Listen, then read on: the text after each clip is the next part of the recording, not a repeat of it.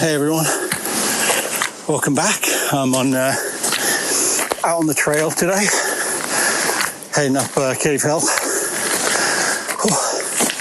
Feeling it this morning, not gonna lie. But I wanted to record this. Maybe I won't use this recording in the podcast. It's just so that I can get my thoughts out. Do something productive while I'm doing something productive. Whew. Ow! Oh, stung myself on some nettles. Good start. Yeah, let me take a second just to slow down a minute. Catch my breath.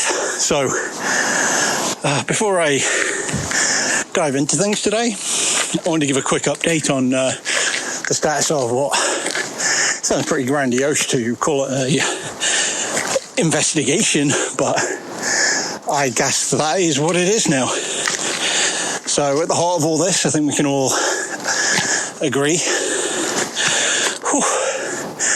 I have really ran myself ragged this morning.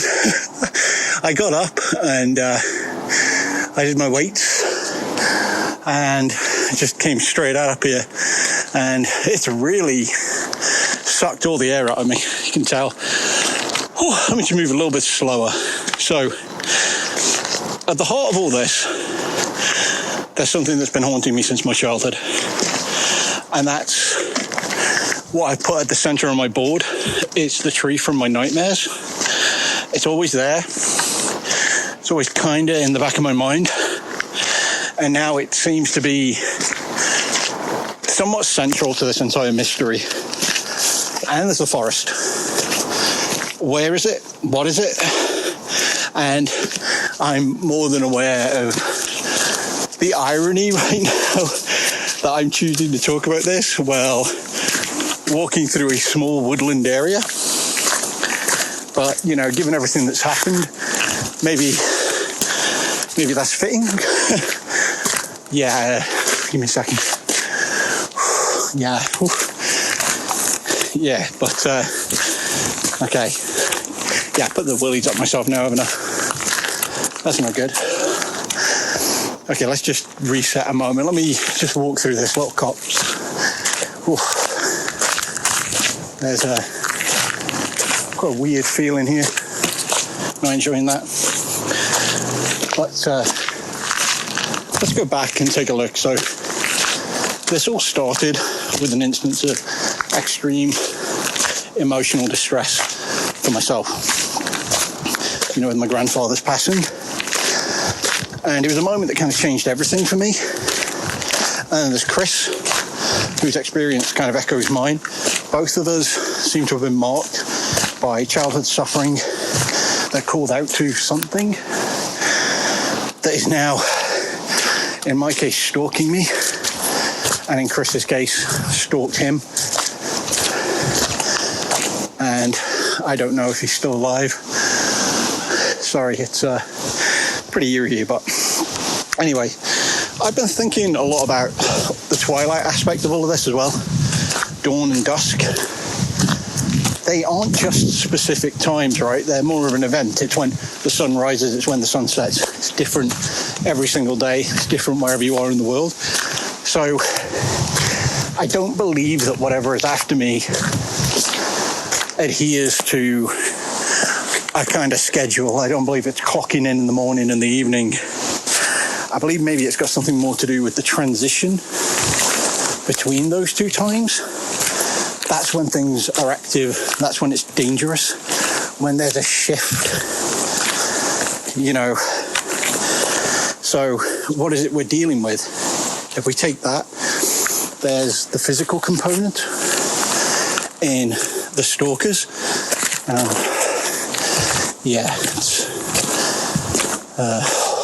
There's the physical component of the stalkers.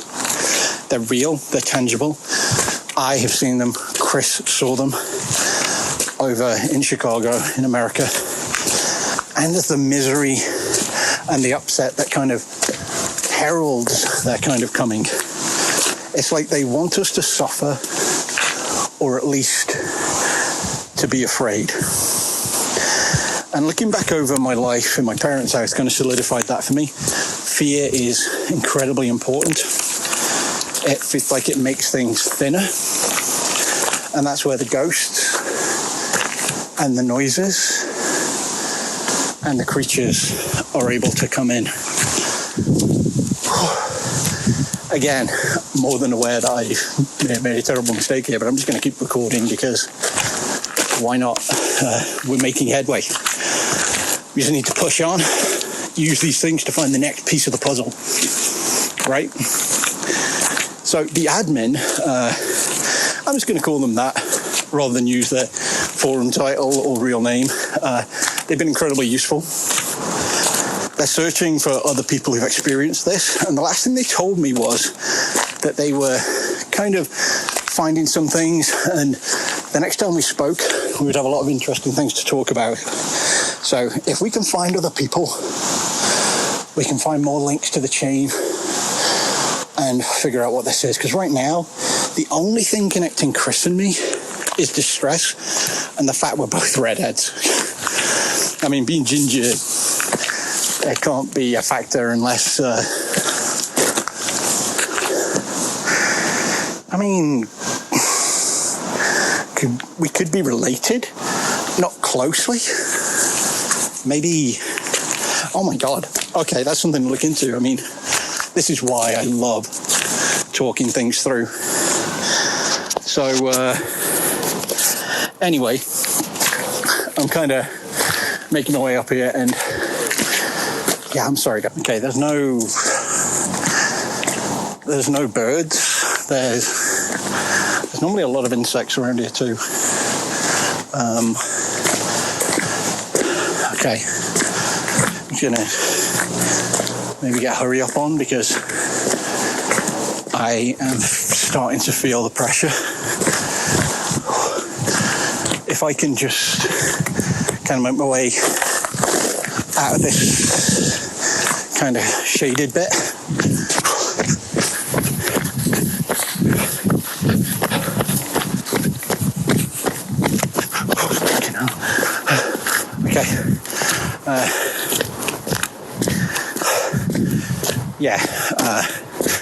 There's something in the woods behind me, and that's not a person. That is very much the presence I've been feeling in the house. I need to keep moving. I'm not going to turn this off. There's no signal up here. Fucking cool anyway.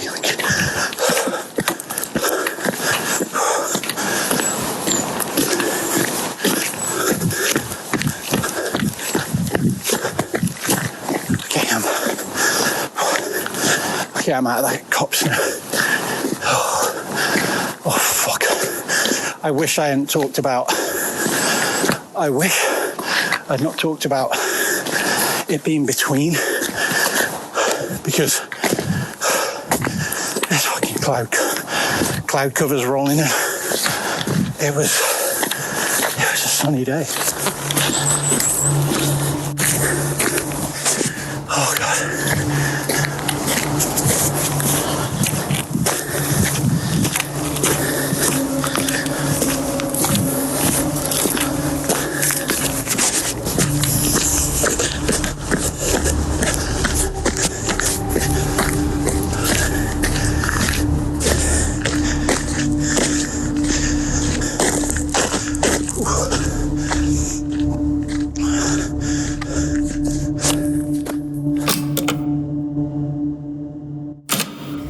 I can remember how warm it was on that day because I'd done a bunch of exercises in the garden and then decided to take this hike to take advantage of the good weather.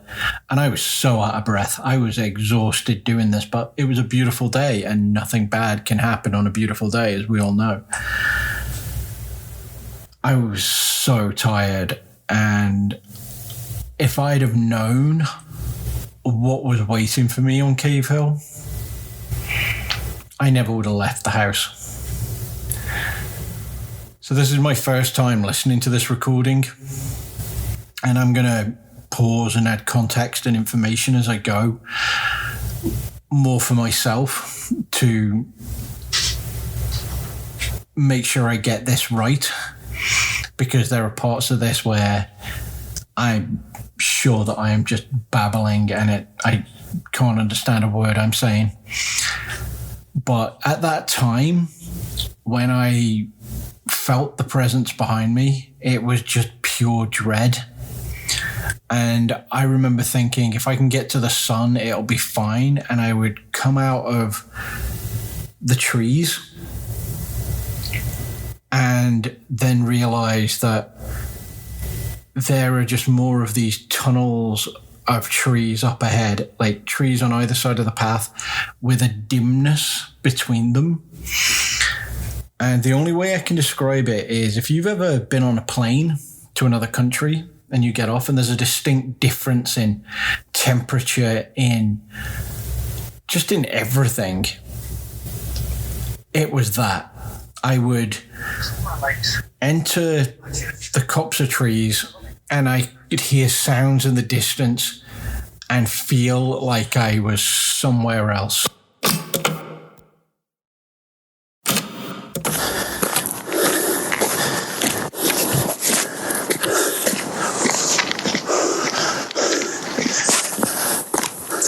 I don't want to run because I've got a bit of distance now. I've got a little bit of distance. Oh my god, these insects, they're back. Oh, okay. Oh my god, they're buzzing all around. Oh, ugh. Just big horseflies. Oh, fuck it, I need to get through here. Oh god. Fuck off me.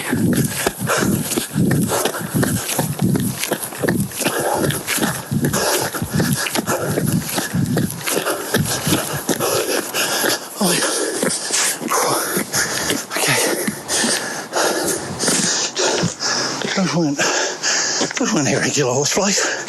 They were massive. Oh God, didn't like that. Oh, I can't run. I don't have anything in the tank. I don't know. I can't turn round. I'm not going through there. There's a field. No way. Just tall grass. There's a fork coming up. If I get to it, I can turn right and just go.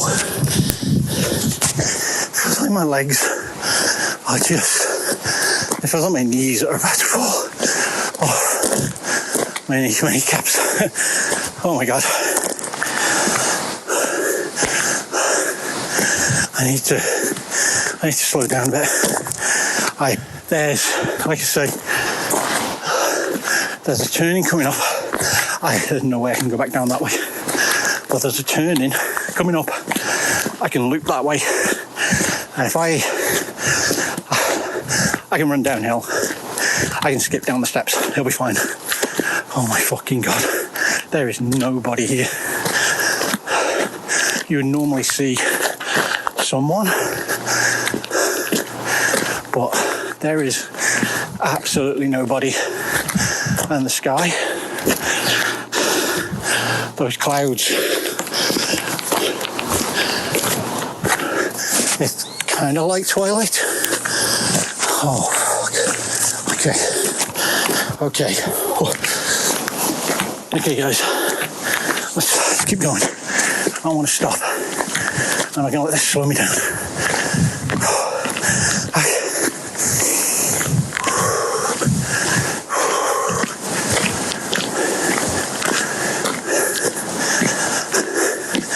Worst comes to worst, I bought this. It's a hiking stick that's got a shillelagh on the end of it.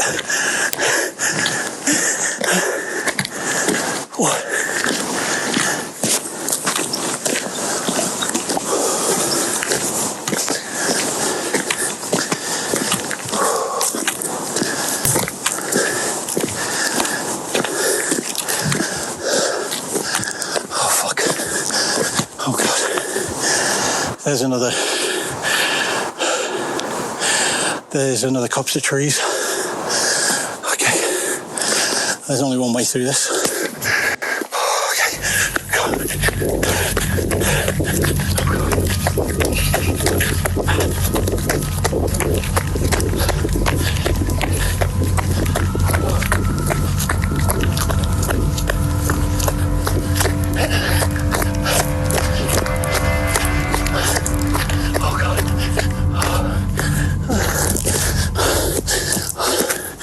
Okay, I'm out.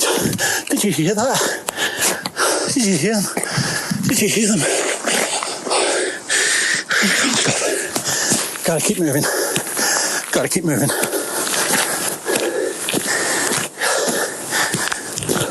I didn't get a good look at those flies, but they weren't just horse flies. There's some numbness where they were biting me just on the back of my legs, and it's not. Oh God, this is tough. Okay, I know there's no more trees flanking the road between me and the quarry.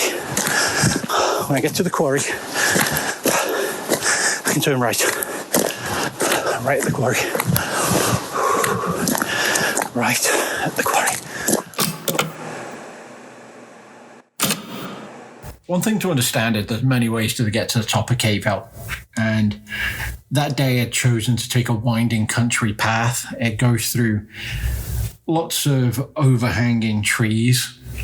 And if I could go back in time, I would not take that path. I mean, if I could go back in time, I wouldn't go up that at all. But that was especially horrific because every time I burst through the gloom, there would be a moment of respite and then more of them. And I could feel this thing behind me and I could hear it. And I knew that it was coming and getting closer and closer. And I was bolting forward and just getting away from it. But every single time I went through the gloom of those trees, it would catch up. And the fact that it caught some of the noises that I heard on the recording doesn't really give me any peace. The lamb that I've spoken about, that I would hear in that house as a child, hearing that sound again, really, I don't even really acknowledge it because I'm so in the moment, but hearing it on the recording, it sent shivers up my spine. It's absolutely sent shivers up my spine. But when I talk about the quarry here, up ahead on Cavehill, there's an old limestone quarry. It's one of the paths up to the top. It has a lot of stone steps that kind of wind up around this kind of hollowed out area where all of this limestone was mined out. And it's very, very easy to move down there. It winds in a very logical way. And if you hit the steps, you're no longer at the mercy of like scree or loose stone. You can accelerate. So my plan was to round the corner, follow the trail, and then bolt for the quarry. And that plan was perfect until it wasn't.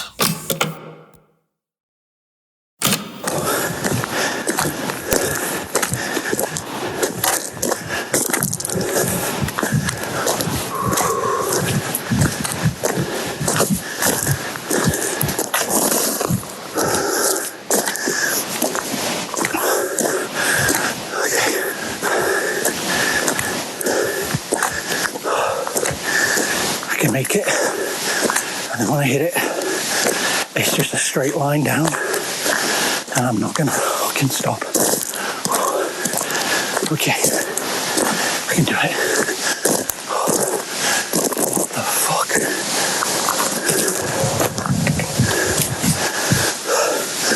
There's fucking clothes hanging off tree branches. What?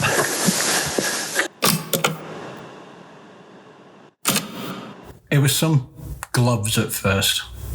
I noticed like a pair of gloves like hanging off some branches. And then in a bush, there was a shirt. And then a pair of jeans and shoes just kind of cast off into the undergrowth.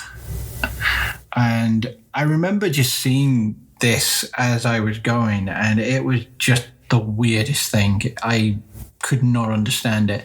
You'll occasionally see like a discarded like coat or a jacket on a hot day, like when people have just cast them aside or, you know, kind of forgot that they had them kind of around their waist and they've fallen off. But this was kind of manic. Like this was as though someone was running and just peeling off layers of clothing and throwing them to the side. Okay, I'm stopping.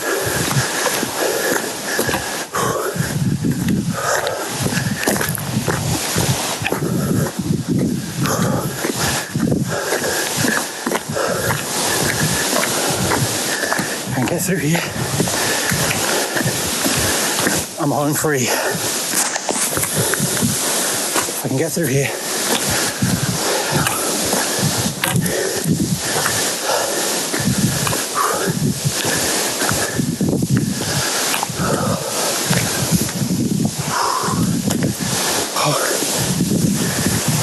I can't run anymore. I can't run, guys. It's just, oh, my legs are just, I can barely breathe. I just need to keep some balance. You know what I said? It's when you're afraid. It's when you're afraid. That's when it'll throw you off balance. That's when it'll come for you. Just have to stay steady. I'm not going to let myself hyperventilate. I'm just going to talk. I'll be strong.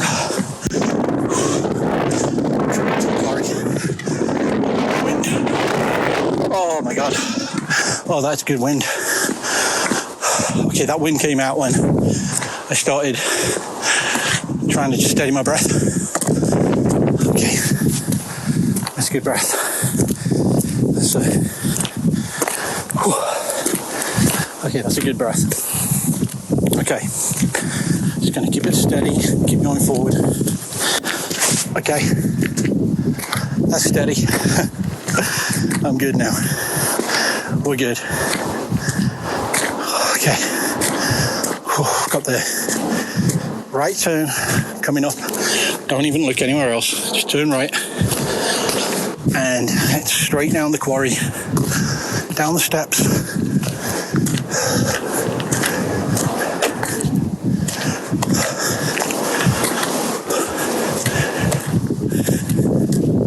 Okay, we're good. We're good here. Oh my God. Oh my God. That was absolutely intense. I can't even describe that. Oh God. Thank you guys. I don't know if I've got anything left in my lungs to just keep talking. Because I mentioned before, this is a steep hill. I'm not built for running. I'm not built for running at all. Oh. Okay, here we go.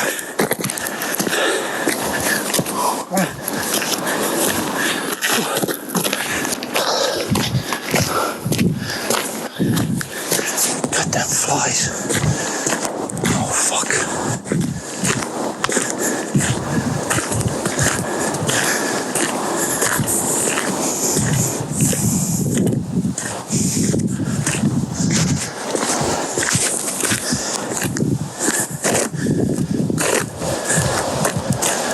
Somebody down there.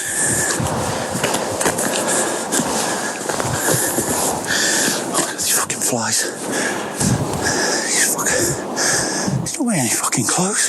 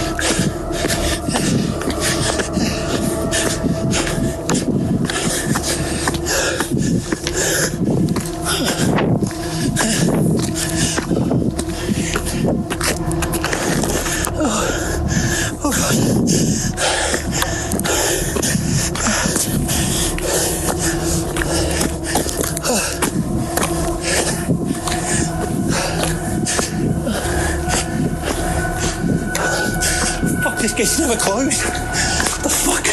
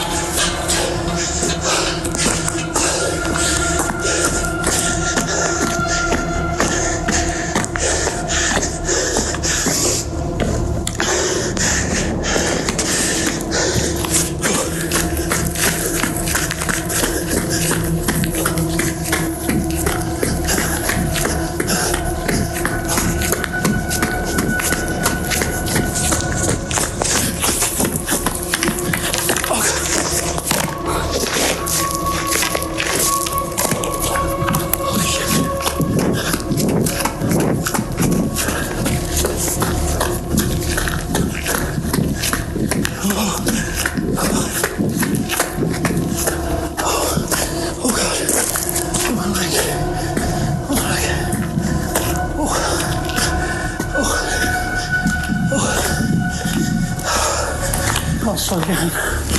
Oh god. I gotta keep moving. He's fucking walking. He knows I can't run. He's just walking. I can see him. He's just further down the hill. He's at the gate. Oh my god. It's the fucking stalker from the hospice.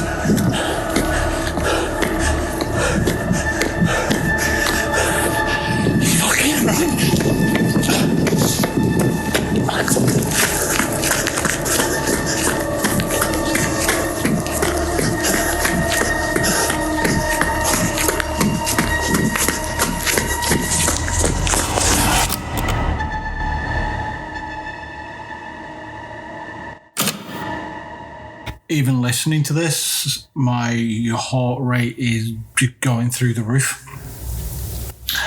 I can't undersell the terror I felt when I rounded the corner and I looked to what I thought was salvation and the quarry path, and just way down there was this naked man, and he was just vibrating. His head was like down, his chin was pressed into his chest, and he was just shaking, and he was covered in like bluish tattoos, like just circles wrapped around his wrists and all the way up his arm and around his waist. And he looked absolutely fucking frenzied. You know, he looked like he wasn't moving, but he was at the same time. It's a bizarre thing. If you've ever seen somebody who is just pure adrenaline and in the kind of grip of mania, you know what I mean, where they are so focused that they just look like stone, but they are so poised to strike that it was so. I just remember looking down, seeing that, and remembering that all of my hopes were just dashed. I just absolutely cast aside, and I stared down and I stared at him. And I didn't even recognize him at first because it was so bizarre. But when he started running, I fucking bolted up that hill, and I am not a runner. I was already out of breath. Everything hurt. And I hit the steepest part of the stone and I went flying. I slipped forward. My walking stick just flew out of my hand. Like my phone went skittering across. You probably heard it there. And I scrambled. I remember scrambling up. My knees were just so sore. And I just could not stop. I just bolted. And I'm going to fast forward a little bit through this because I was running for what felt like forever, and I could barely breathe. Like the entire time I was just gasping because of how much energy I'd exerted, and I was just so aware that he was behind me the whole time. But there were times when he just slowed, like when he came through the gate. It's like he knew that I could barely run and that I had nothing left to give, and it didn't matter what I did, he was going to catch up to me. And that's what scared me more than anything else, more than the fog and the things that I heard in the fog. I'm sorry. In the clouds, it was cloud cover, but I could barely see like 20 feet in front of me.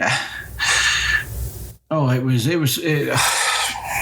It's difficult to listen to this again. It really, really is. But the worst is yet to come. So let's get through this. I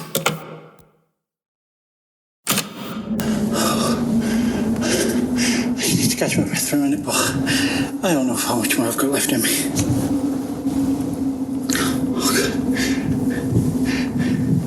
I can hear him on the path now.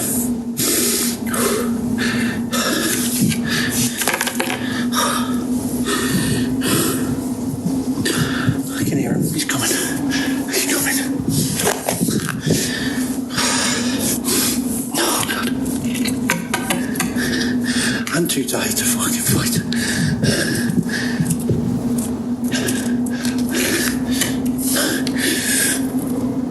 I've just got to keep going.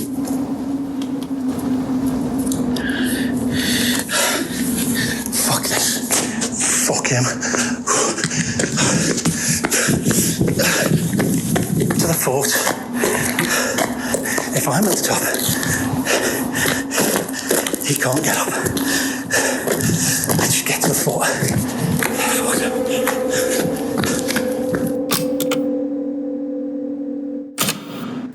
Because I can barely understand what I'm saying here,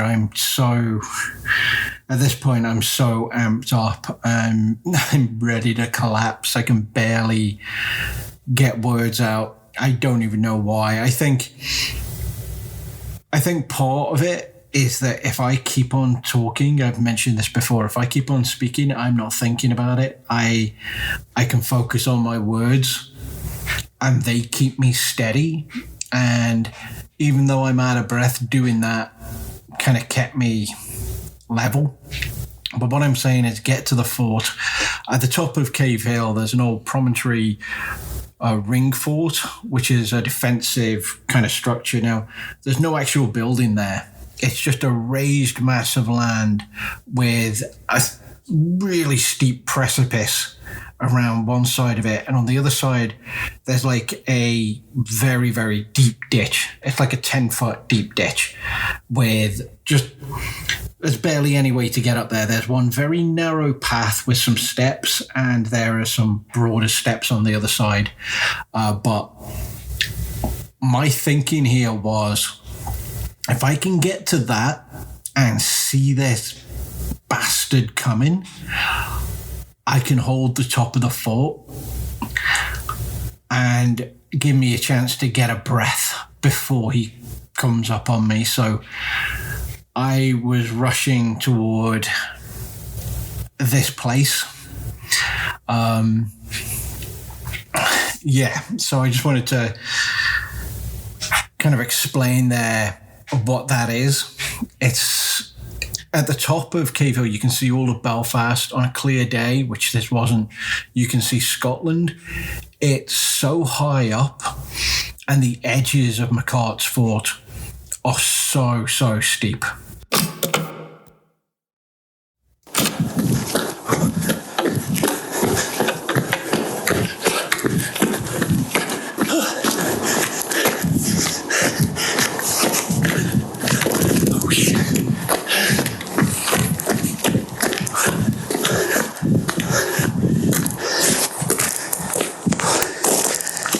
To the fort.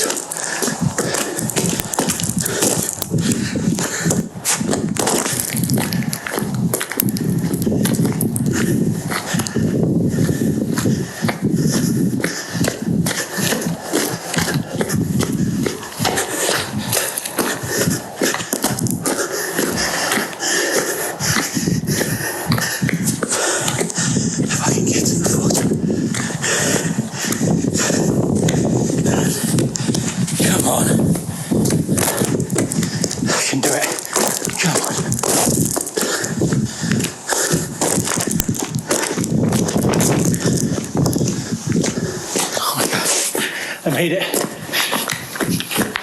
We made it.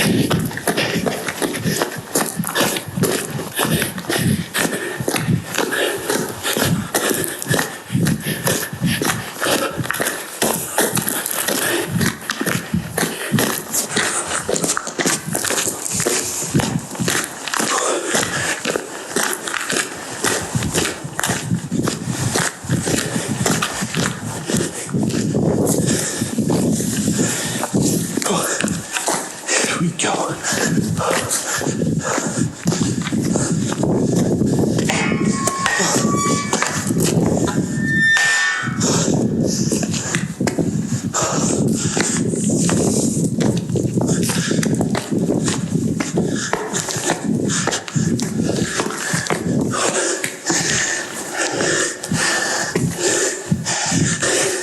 I see him. I see him.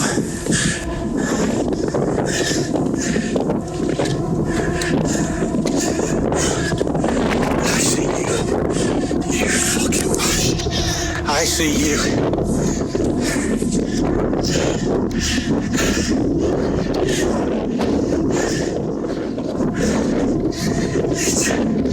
Try and get up here. Just try and get up here.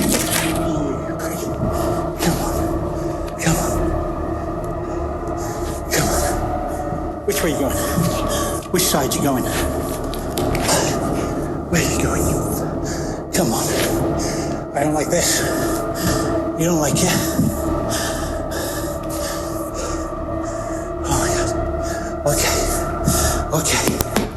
Come on. Come on. Oh.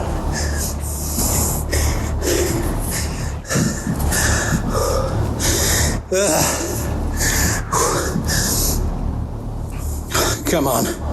Come on. You want to try and get up there? Come on. Come on. I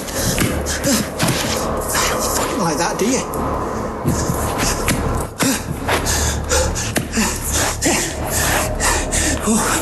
Oh God.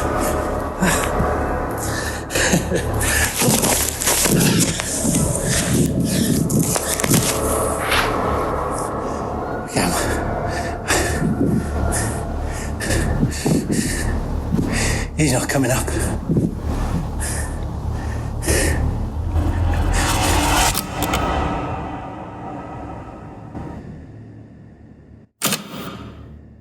I was pure adrenaline myself at this point.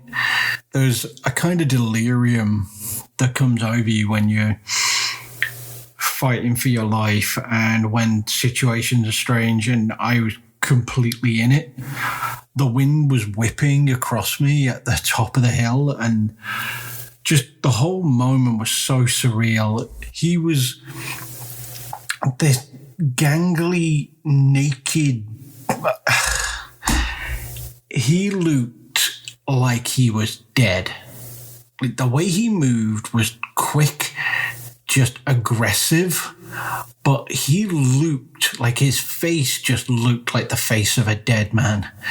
The tattoos he was covered in were just strange runes, like just wrapped and winding around his arms. And anytime he got close to me, that horrible burned heroin smell just came off him in waves.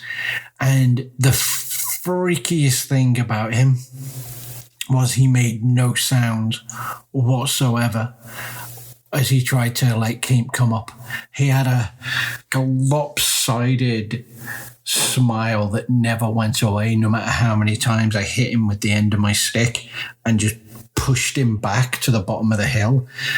He tried to scamper up the side, and he was nimble, far more nimble than I expected. It was just freakishly agile, but I managed to just hammer him back. Each time I would kind of just get round there, bash him back down, and it worked. I kept doing that. This went on for I don't know how long, and he didn't give up. He was just, if you've ever seen a drunk trying to get back into a bar, that kind of barely aware look on their face as they just walk into the bouncer who's pushing them back. That's what it was like. It wasn't even like I was dealing with a person. It was more like a marionette. And every time I looked into his eyes, I saw more madness.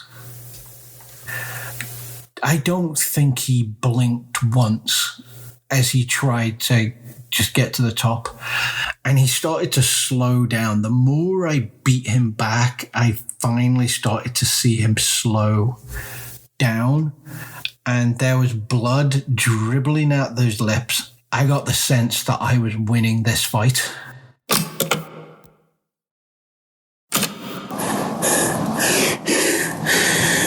Oh my God, I did it. Oh, we did it. He's still there, but he ain't coming up. Now I think when those clouds go, I think then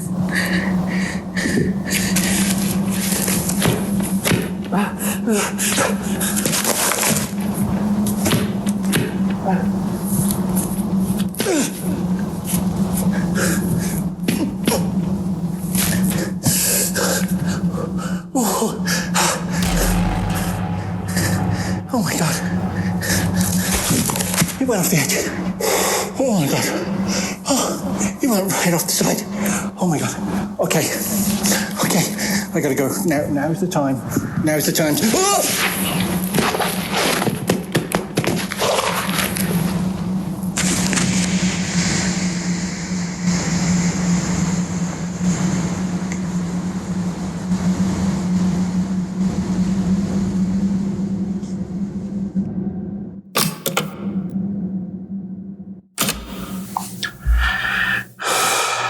For the first time, I actually saw what I'm fighting against.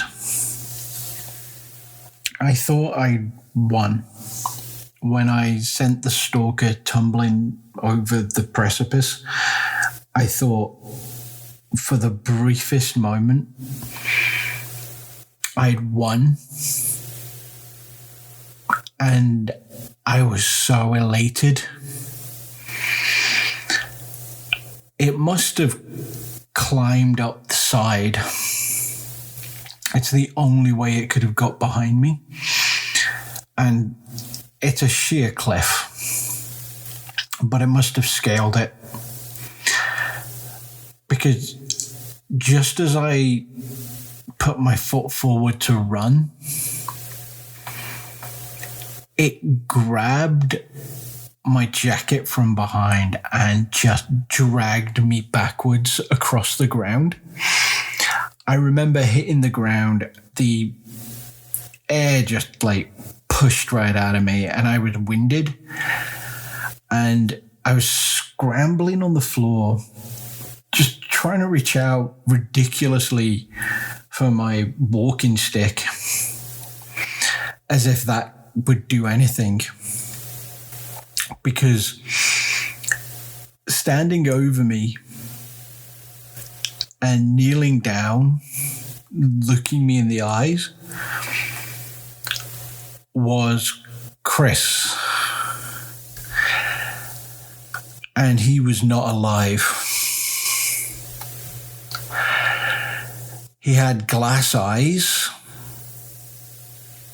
And his skin looked like it had been varnished.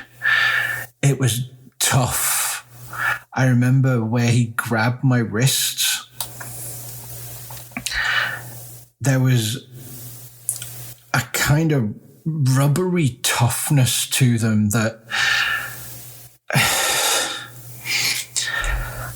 I struggled for a moment, but the horror of it all just locked me down. And when he opened his mouth, I saw he had no teeth. He had no tongue.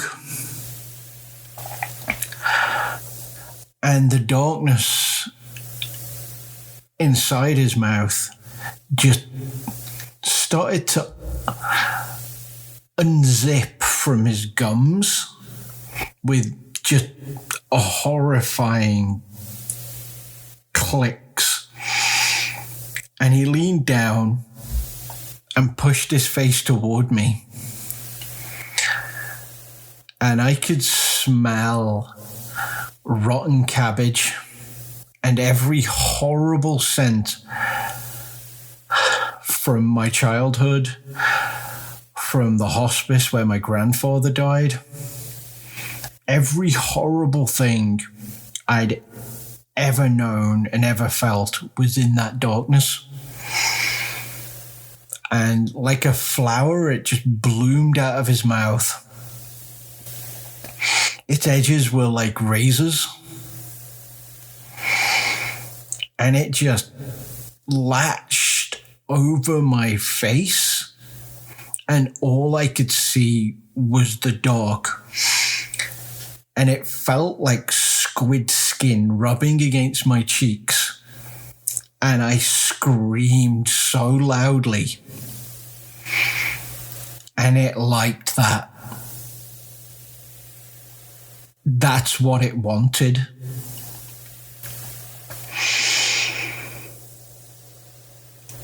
That's what it wanted from us. And I know why it let me go. Because it wants more.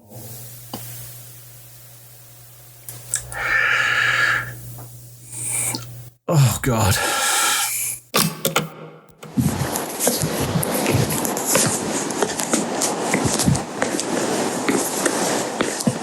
It's just a beautiful day for a walk, you know. It's always beautiful out here. I could come here every day of my life and be absolutely happy.